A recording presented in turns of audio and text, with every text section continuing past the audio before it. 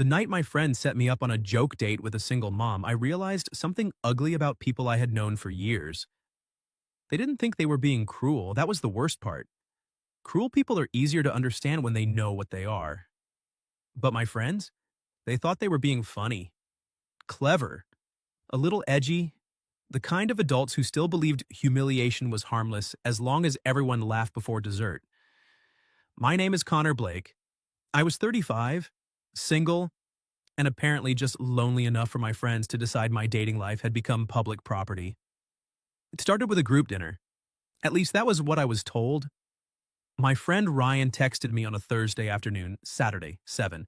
Bell and Finch, no excuses. We're getting you out of your cave. I told him my cave had Wi-Fi, coffee, and no awkward strangers. He replied, exactly the problem. Ryan and I had been friends since college. Back then he was funny in the way broke 20-year-olds are funny, harmless, loud, mostly survivable. By 35, the loud part had stayed, but the harmless part had gotten inconsistent. His wife, Paige, organized everything. That should have warned me. Paige was the kind of person who said, I have an idea in the same tone other people say, I have evidence. She liked social experiments, matching people, and filming reactions for group chats nobody asked to be in. Still, I went. Bell and Finch was one of those modern restaurants with hanging lights, tiny plates, and chairs designed by someone who had clearly never sat through a long conversation. When I arrived, Ryan and Paige were already at a large table with two other couples, and one empty chair beside mine. That was the first sign. The second sign was Ryan's face. He had the face of a man trying not to look like he knew something. I stopped beside the table. What did you do? Nothing, he said too quickly. Paige smiled. We invited someone. Someone. A date, she said. I stared at her. You invited me to a surprise date with witnesses? Ryan lifted his glass. Think of it as emotional cardio.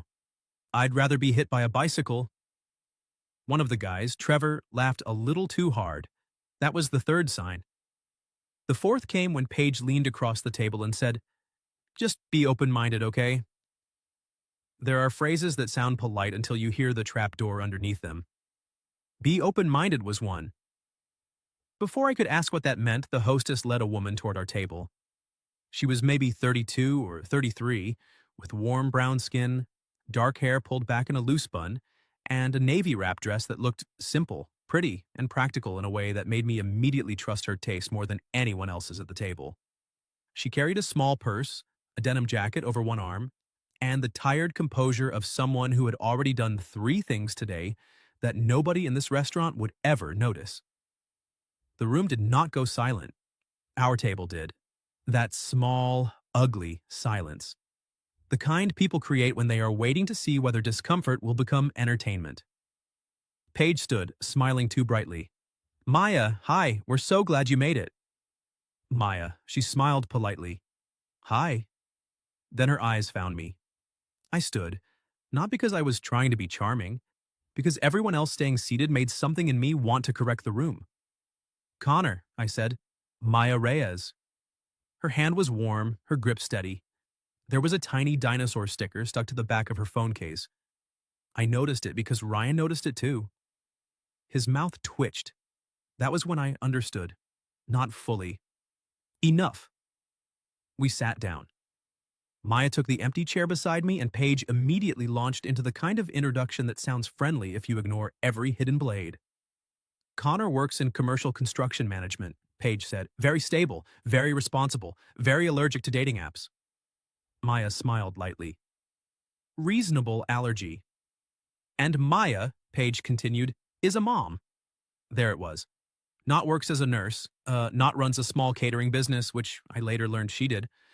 Not as a person with interests, humor, a history, and a life. A mom. Dropped onto the table like a test. Maya's expression did not change much, but her fingers tightened once around her water glass. I saw it. I also saw Trevor glance at Ryan. Then Ryan gave me the smallest look. A look that said, well, like they had handed me something difficult and were waiting to see whether I'd squirm.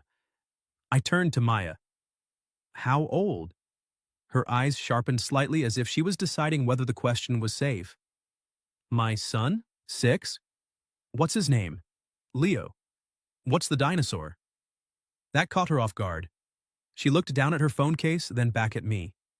Triceratops. He's in a phase. Strong choice. Underrated dinosaur. For the first time, her smile reached her eyes. You have dinosaur opinions? I have several. Most are controversial. Ryan groaned. Oh no, don't encourage him. I ignored him. Maya tilted her head. What's your controversial dinosaur opinion?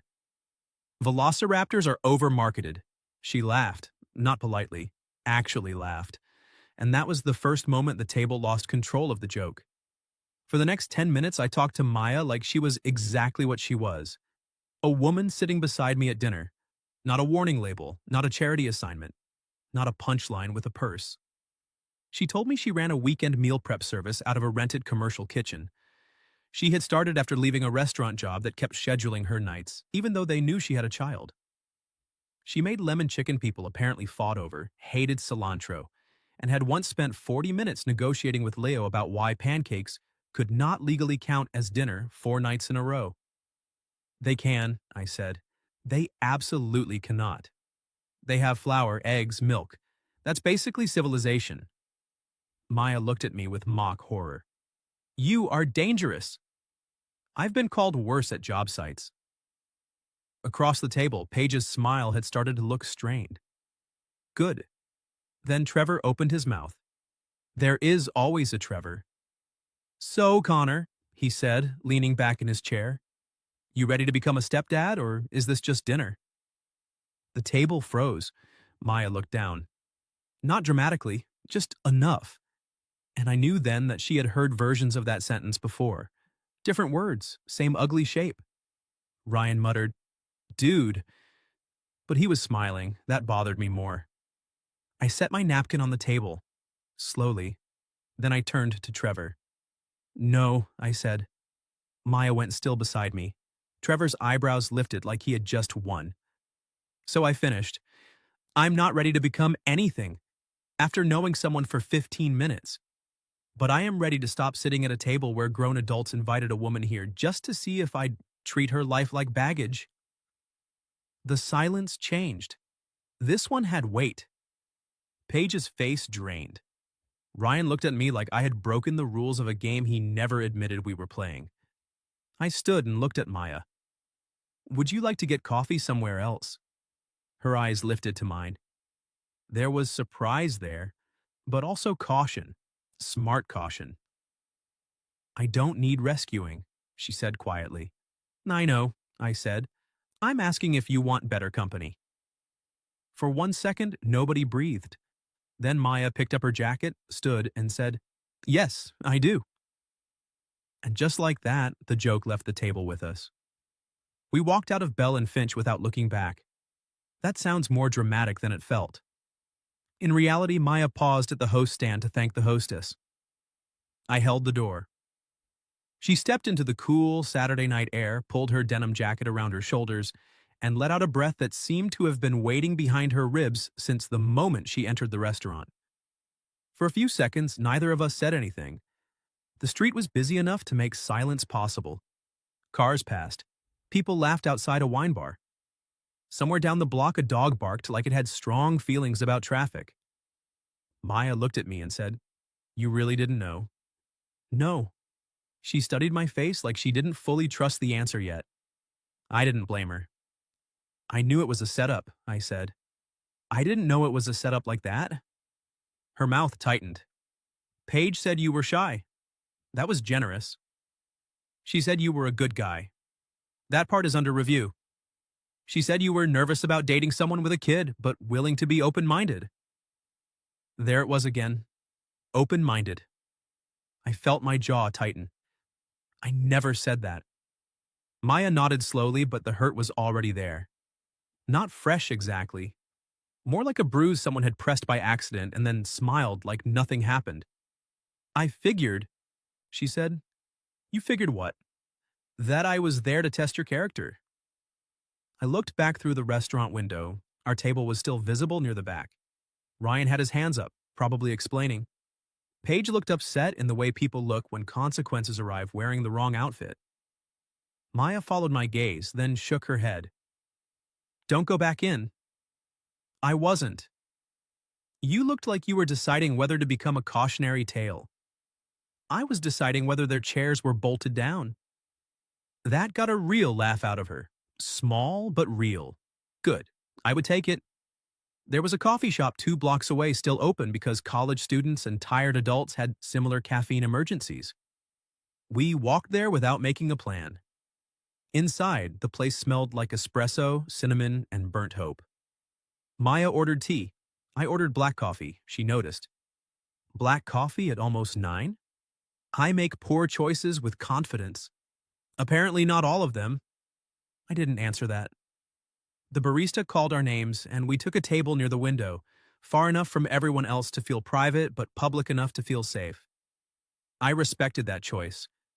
I also noticed she chose the chair facing the door. You do that too? I asked. What? Sit where you can see the entrance. Her eyebrows lifted. You noticed that? My job is mostly watching problems become expensive before other people admit they exist. That is bleak. It pays okay. She smiled into her tea. For a while we talked carefully. Surface things first. Work, neighborhoods, the absurd restaurant menu. How a 6-year-old could become emotionally attached to a plastic dinosaur missing one leg. Then Maya's phone buzzed. She checked it and rolled her eyes. Paige? I asked. Worse. Group chat. She turned the screen toward me. A message from Ryan. Okay, that escalated. Nobody meant anything bad. Connor, you made it weird. I stared at it. Then another message from Paige. Maya, I'm so sorry if that felt uncomfortable. We just thought you two might be good for each other. Maya pulled the phone back and set it face down. If that felt uncomfortable, she repeated, that is a criminal sentence. It's very popular with people who don't want to apologize all the way. I leaned back. Do you want me to respond? No. She said it quickly, then softer. No, I've had enough people speaking around me tonight. That landed. I nodded. Fair. She looked at me for a second and something in her expression changed. Not trust yet, something smaller. The first brick of it, maybe. I almost didn't come, she said. Why did you? She looked out the window. Because Leo was with his grandmother tonight and Paige made it sound normal. She said you were a little guarded, recently single and kind. She said it would just be dinner. Recently single? That part false? Not recently. 2 years. Then guarded? Unfortunately accurate. Kind. I hesitated. Maya smiled faintly. Under review? Exactly. She stirred her tea even though there was nothing in it to stir. My son's father left before Leo turned 2, she said. Not in one big dramatic scene, just slowly. Fewer calls, less money, more excuses. Then one day I realized I was spending more energy getting him to act like a father than I was raising my actual child. I stayed quiet. She didn't say it like she wanted pity. She said it like she was placing a fact on the table and seeing whether I would mishandle it. So now, she continued, dating is this strange interview where men either act like I'm asking them to sign adoption papers over appetizers, or they praise me for being strong, like they're complimenting a damaged bridge. That sounds exhausting. It is. She looked at me. But the worst ones are the men who think they're generous for considering me. That sentence deserved silence, so I gave it some. Then I said, for what it's worth, I don't think taking you to coffee after leaving a table of idiots counts as generosity. No? No, it counts as me improving my evening. She looked at me over the rim of her cup. This time, the smile stayed. Careful, Connor. With what? That almost sounded smooth. I apologize, it was unintentional. Good. Intentional smoothness is suspicious. We mahuai. Sat there until the tea cooled and my coffee became a bad idea. I kept drinking anyway. Then Maya's phone buzzed again. This time she glanced at it and her whole face changed. Not fear. Fatigue. What? I asked. She turned the screen. A text from Paige. Maya, please don't make this a thing. You know, dating is harder for you, and I was trying to help. I read it twice. The room seemed to narrow. Maya took the phone back before I could say anything. No, she said. I looked at her. She stared at the message, then slowly began typing. I watched her delete the first version, then the second. Then she locked the screen and set the phone down. I hate that I still want to explain why that hurts, she whispered. You don't have to explain it to me. Her eyes lifted. For the first time that night, she looked less guarded and more tired. Then she said, almost too quietly, would you walk me to my car? I stood immediately. Yeah, I said, I can do that. Outside, the air had gotten colder. We walked side by side back toward the parking lot behind the restaurant, not touching, not rushing. The night around us suddenly heavier than it had been before coffee. When we reached her car, she stopped but didn't unlock it. Instead, she looked at me and said, I need to ask you something, and I need the honest answer. Okay. If Leo had been here tonight, she said, voice steady but eyes bright, would you still have stood up? I looked at her, at the dinosaur sticker on her phone, at the woman who had walked into a cruel room with her dignity still intact and was asking the only question that actually mattered. Yes, I said, faster.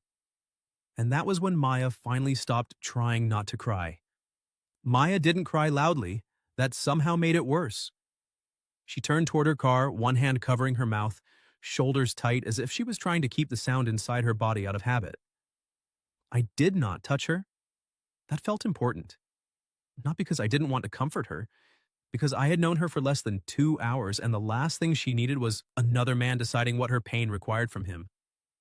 So I stood beside her in the parking lot, close enough that she wasn't alone, far enough that she still had room to breathe. After a minute, she wiped her face with the heel of her hand and gave a small, embarrassed laugh. I'm sorry. No. I hate crying in parking lots. Most parking lots don't deserve the emotional complexity. That got a broken little smile from her. Then she looked at me. You said faster? I meant it. Because of Leo? Because if he had been there, he would have seen a room full of adults treating his mother like she was something to explain. My voice stayed quiet, but I meant every word. No kid should have to watch that and wonder if loving his mom makes her harder to love. Maya stared at me. Then she looked away again, but this time the tears came differently. Less shame, more release. My biggest fear, she whispered, is that one day he'll notice. Notice what? That people look at me and see him as a complication. I didn't answer fast. Fast answers are usually selfish in moments like that. They make the speaker feel useful and the other person feel handled. So I waited until I had something true. Then maybe he should also see people who don't. Her eyes came back to mine. That one landed. Before either of us could say more, her phone rang. She looked at the screen and softened instantly. Leo. I stepped back. I can give you space. No, it's okay, she answered, putting the phone to her ear. Hey, baby. Her whole voice changed. Not fake, not sugary, just warmer. I watched her become someone's safe place in real time, and something about that hit me harder than I expected. No, I'm not home yet, she said. I'm by my car. Grandma said what? A pause. Then she closed her eyes. Leo, toothpaste is not glue. I looked away so I wouldn't laugh. Maya saw me and tried not to smile. No, I am not mad. I am confused why the Triceratops needed dental work. Another pause. Okay, put Grandma on. She listened for a few seconds, then sighed. I'm sorry, Mom. I'll be there in 20. When she hung up, she looked at me with tired affection and said, The dinosaur lost a horn. Leo tried to reattach it with toothpaste. Structurally unsound. Apparently. Does he have tape? She blinked. What? Painter's tape is better for temporary dinosaur trauma, less residue. Still not permanent, but it buys time. Maya stared at me like I had just revealed a classified skill. You have opinions on dinosaur repair? I work construction, different materials, same emotional stakes. She laughed, this time fully. And in that laugh, the night shifted again. Not fixed, not light, but alive. Then her phone buzzed again, not a call. A message. Her smile disappeared before I even saw the screen. What now? She turned the phone toward me. It was the group chat again. A photo. Someone had taken it from inside the restaurant as Maya and I were leaving. My hand was on the door. Maya's head was turned slightly away. The image itself was harmless. The caption wasn't. Guess Connor passed the single mom test.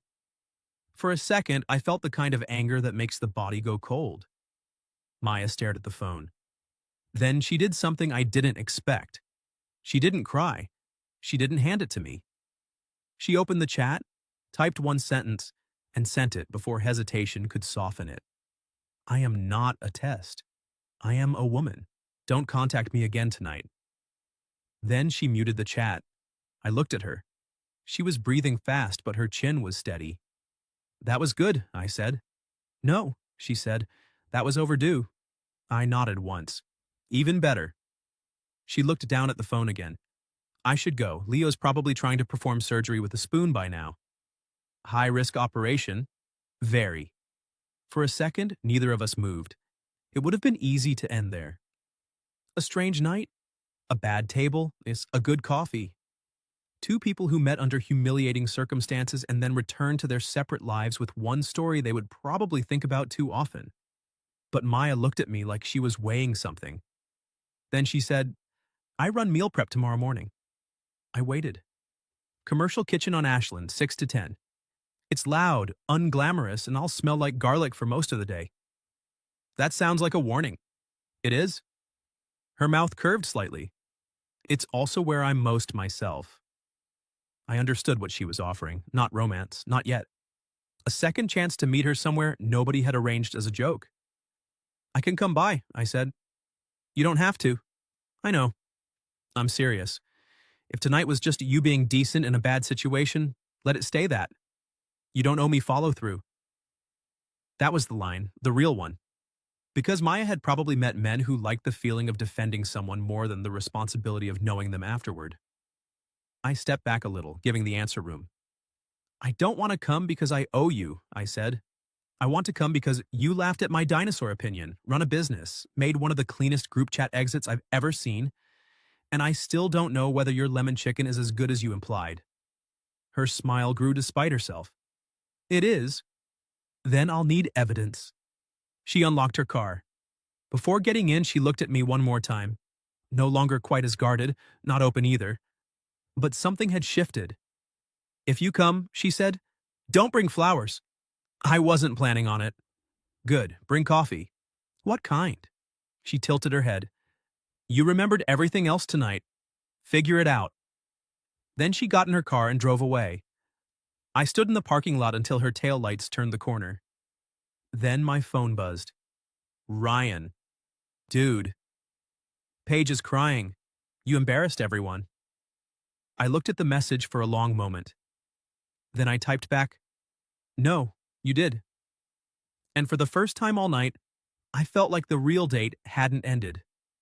It had finally been allowed to begin. I showed up at the commercial kitchen at 6:12 the next morning with 2 coffees, 1 roll of painter's tape, and the strange feeling that I was about to be judged by a 6-year-old I had never met.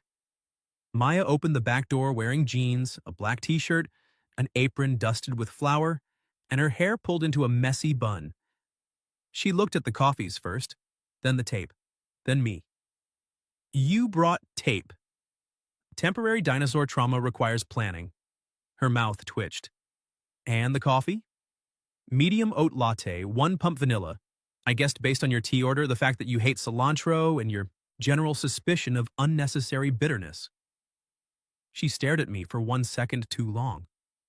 Then she stepped aside. That was either impressive or concerning. I accept both. The kitchen was nothing like the restaurant from the night before. No low lighting, no carefully plated judgment, no people waiting to see what I would do, just stainless steel counters, stacked containers, trays of roasted vegetables, rows of labeled sauces, and the smell of garlic, lemon, and warm bread. A whiteboard listed orders for the weekend, most of them family meals and Mother's Day brunch boxes. Maya moved through that kitchen differently than she had moved through the restaurant. At Bell and Finch, she had been braced, Here she was in command.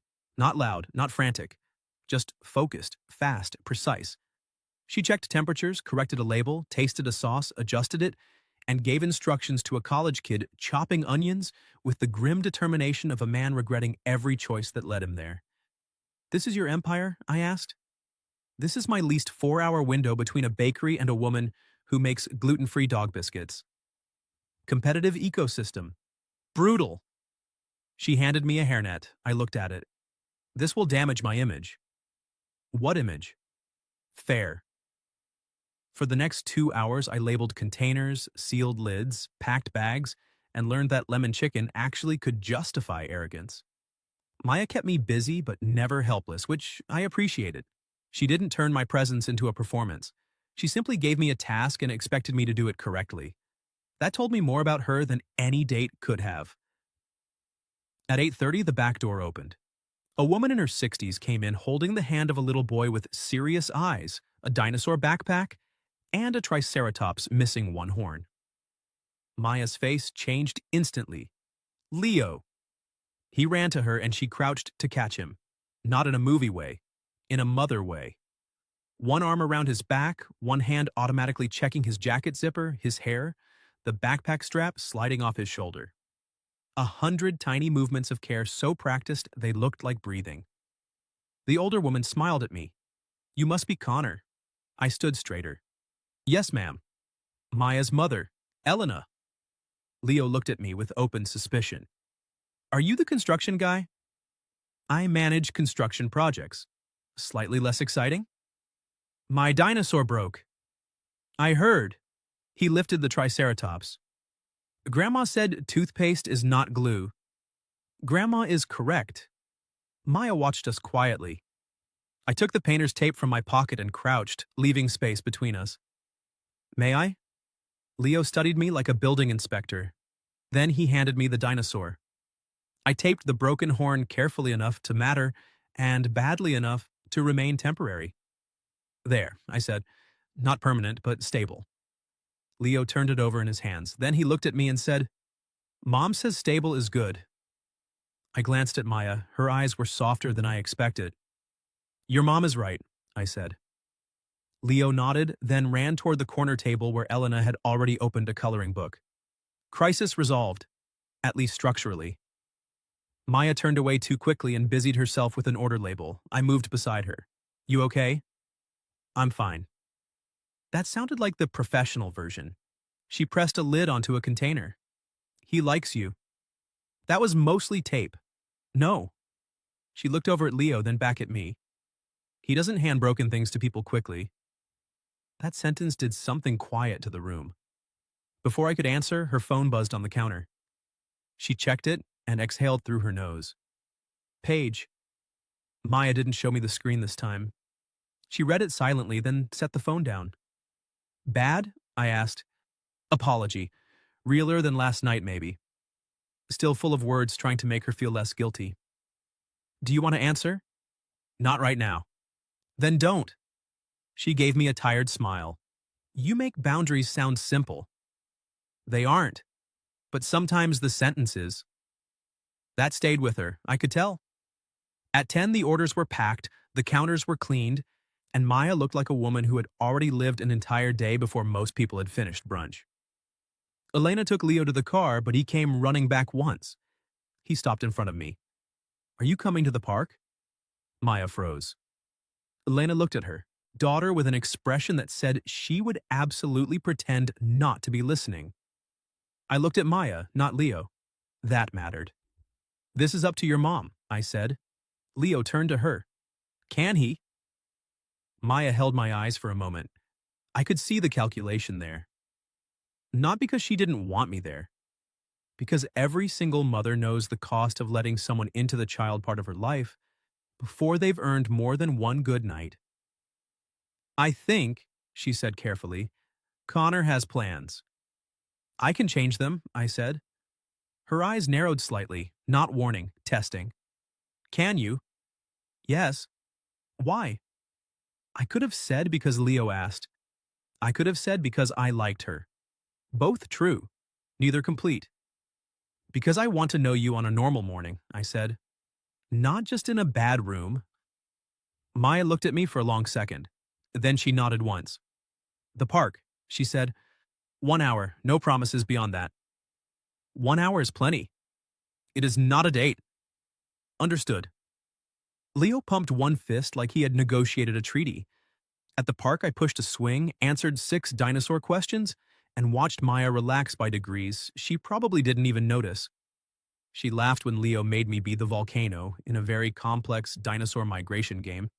She took one photo, then immediately looked embarrassed that she had. At the end of the hour, Leo ran ahead to Elena's car. Maya stood beside me near the path, arms folded loosely, sunlight catching the flower still on one sleeve of her shirt. You were good with him, she said. He's easy to like. That's not the same thing. No, I said, it isn't. Her expression shifted. The guarded part of her was still there. I respected it more each time I saw it. I don't introduce men to my son, she said. I figured. I didn't plan this. I know. And I don't want you thinking a good morning at a park means you understand my life. I don't. She looked almost annoyed by how quickly I agreed. So, what do you want, Connor? There it was again. A direct question. No audience this time, no group chat, no bad table, no one waiting to turn her answer into a joke. Just Maya asking whether I was the kind of man who liked the idea of her or the reality. I want a real first date, I said. One you choose, no setup, no witnesses, no one deciding what either of us is supposed to prove. Her mouth softened. And if I say no, then I'll still know Leo's dinosaur is structurally questionable. That got a laugh out of her. Then she looked toward her mother's car where Leo was waving the Triceratops against the window. When she looked back, her eyes were bright but steady. Friday, she said. Dinner. Somewhere with normal chairs. Normal chairs. Got it. And Connor? Yeah. If this becomes real, it becomes real slowly. I nodded. Slowly is good. She studied me for one last second, then smiled. Not the polite smile from the restaurant. Not the tired one from the parking lot. This one was smaller, warmer. Dangerous in a completely different way. Good, she said. Then don't make me regret believing you. Part 5. Friday came with rain. Not dramatic rain, not movie rain. Just the kind that made restaurant windows glow and sidewalks look cleaner than they were. Maya chose the place, a small family-owned Italian restaurant with normal chairs, warm bread, and no one from my social circle within legal distance. She arrived 5 minutes late wearing a black dress under a denim jacket, hair loose, eyes cautious. I stood when she reached the table. She looked at me. You don't have to do that every time. I know. Then why do you? Because I want to. She studied me like she was still trying to decide whether consistency was a trick. Then she sat down. The date was not perfect. That was why it mattered. There were pauses, careful ones. Maya checked her phone twice because Leo had a cough. I asked too many construction-related questions about the restaurant ceiling because nervousness makes me professionally unbearable.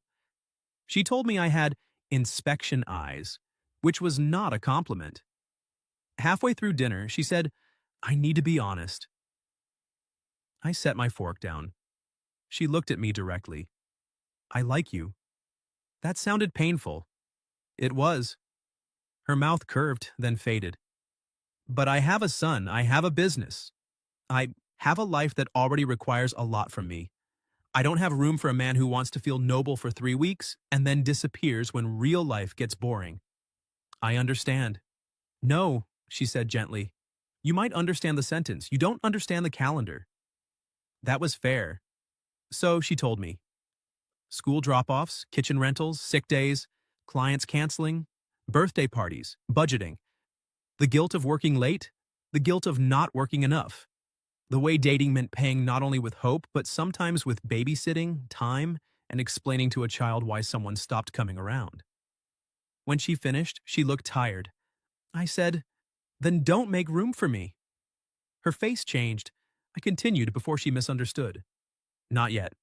Don't rearrange anything. Let me show up where there's already space, and if I earn more, we'll talk about it. Maya blinked. Then she smiled a little. That was a good answer. I was aiming for useful. Useful is underrated. So we went slowly. Exactly like she said. A second date without Leo, then a third, then coffee after one of her Saturday kitchen shifts. Then one afternoon at the park where Leo asked if I knew how to build a bridge for toy dinosaurs, and I took the question more seriously than most client proposals. Maya watched me with him, not dreamily, carefully. That mattered too. Trust did not arrive like fireworks. It arrived like repeated evidence. The group chat died within a week. Ryan apologized badly first, then better after I stopped answering his jokes. Paige wrote Maya a long message. Maya read it, waited 2 days, and replied with 3 sentences. She accepted the apology, she was not available for their guilt, and she would decide later whether she wanted contact. I respected that more than a dramatic cutoff. Boundaries are not always doors slamming. Sometimes they are locks being installed quietly. Mother's Day came a month later. Maya had 27 brunch boxes to deliver, a schoolcraft Leo had hidden so badly she found glitter in the freezer, and a migraine she pretended was just pressure. I showed up at 6 in the morning with coffee, breakfast tacos, and no flowers because she had once said flowers felt like a chore that died visibly. Instead, I brought a small toolbox and fixed the loose shelf in her kitchen while she packed orders. Leo made me a paper badge that said Dino Helper. Maya looked at it, then at me. You know this is not glamorous, right? I looked around. Food containers, coffee, a 6-year-old coloring at a prep table, a woman holding an entire life together with labels, timers, and stubborn love. No, I said, it's better. That was the first time she kissed me. Not in front of Leo, not as a reward. Outside the kitchen, in the back hallway, after the orders were loaded, and her hands smelled like lemon and garlic. She stepped close, looked at me like she was still deciding whether to be brave, and said, "Slowly doesn't mean never." Then she kissed me softly enough to feel careful and deeply enough to make careful feel worth it. A year later, Leo introduced me to his teacher as Mom's Connor. Not boyfriend, not stepdad, not construction guy. Mom's Connor. Maya heard it and cried in the car, then threatened to deny it if I ever told anyone. 2 years later, we moved into a small house with a backyard just big enough for Leo to build a dinosaur excavation site and for Maya to grow herbs she kept forgetting to water. 3 years later, I proposed at the kitchen table after a Mother's Day dinner. Leo helped cook badly and proudly. I didn't ask to become Leo's father. That was not mine to claim. I asked Maya if I could keep choosing the life we had built. The busy mornings, the hard calendars, the lemon chicken, the toy dinosaurs, the woman who had walked out of a cruel restaurant and still found room to trust me. She said yes. Then Leo asked if that meant I could officially fix things without being asked. Maya said, "Absolutely not." That was how I knew we were a family. Years later, when people asked how we met, Maya would say, "His friends made a bad decision." And I'd say, "Best bad decision they ever made." But the truth was simpler. They tried to make her a joke. She became my home.